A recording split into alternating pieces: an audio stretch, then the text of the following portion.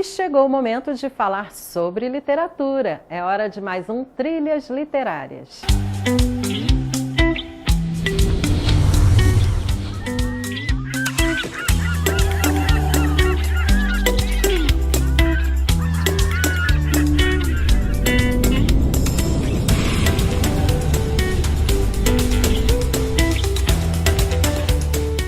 O nosso homenageado de hoje foi um dos mais importantes poetas e dramaturgos da França. Considerado grande representante do romantismo, foi eleito para a Academia Francesa. Estamos falando do escritor Victor Hugo. Victor-Marie Hugo nasceu em Besançon, na França, no dia 26 de fevereiro de 1802. Filho do conde Joseph Leopold Hugo, general de Napoleão, e Sophie Trebuchet, passou quase toda a sua infância fora da França, em viagens constantes por conta dos compromissos do pai. De 1814 a 16, Victor Hugo estudou no Liceu Louis-le-Grand. Nessa época, seus cadernos ficavam repletos de versos. Com 14 anos, lia os livros de René Chateaubriand, um dos fundadores do romantismo francês. Hugo dizia: "Quero ser Chateaubriand ou nada." O pai queria vê-lo ingressar na escola politécnica, mas ele recusou para se dedicar à carreira literária. Em 1817, recebeu um prêmio em um concurso de poesia da Academia Francesa. Em 1819, Victor Hugo recebeu o Lírio de Ouro, prêmio máximo da Academia de Jogos Florais de Toulouse, por uma ode ao restabelecimento da estátua do rei Henrique IV, que foi derrubada na Revolução. Nesse mesmo ano, ele fundou, junto com os irmãos, a revista O Conservador Literário. O primeiro ensaio da revista foi chamado Ode ao Gênio, tributo prestado a Chateaubriand. Em poucos meses, a revista havia publicado mais de 100 artigos entre política e crítica literária, teatral e artística. Romantismo francês. Em 1822, Victor Hugo casa-se com Adèle Fouché, sua amiga de infância. Nesse mesmo ano, publica sua primeira antologia poética, Odes e Poesias Diversas, obra que lhe valeu uma pensão de Luís XVIII. Em 1823, publica seu primeiro romance, Anne de Islândia, e, a partir desse momento, começou a se aproximar das ideias românticas. Em 1827, escreveu Cromwell, sua primeira peça teatral, sucesso de público e de crítica. Em 29, publica O Último Dia de um Condenado, um apelo ao fim da pena da morte. No mesmo ano, publica a peça Marion Delorme, vetada pela censura porque um dos personagens era exatamente o rei Luís XIII. Notre Dame. Em 1831, escreve sua mais célebre obra, o Notre Dame de Paris, ou o Corcunda de Notre Dame, um romance medieval centrado na tragédia do corcunda Quasímodo e da cigana Esmeralda. A história passa-se em 1482 em Paris, capital da França.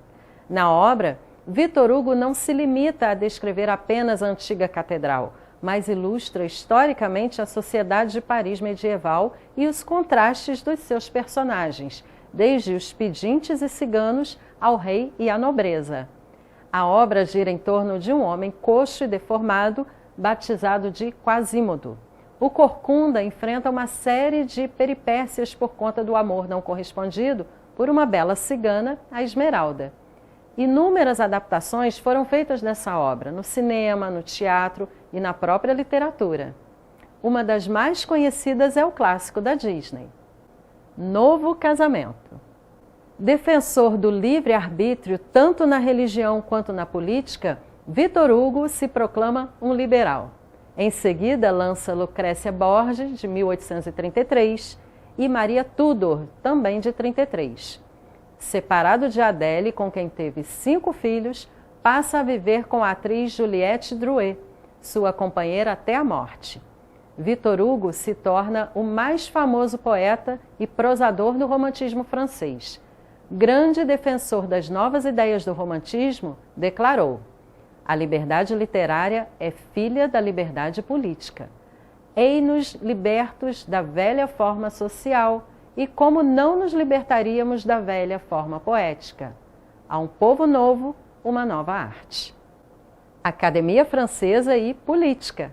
Em 1841, já célebre e rico, Victor Hugo é eleito para a Academia Francesa.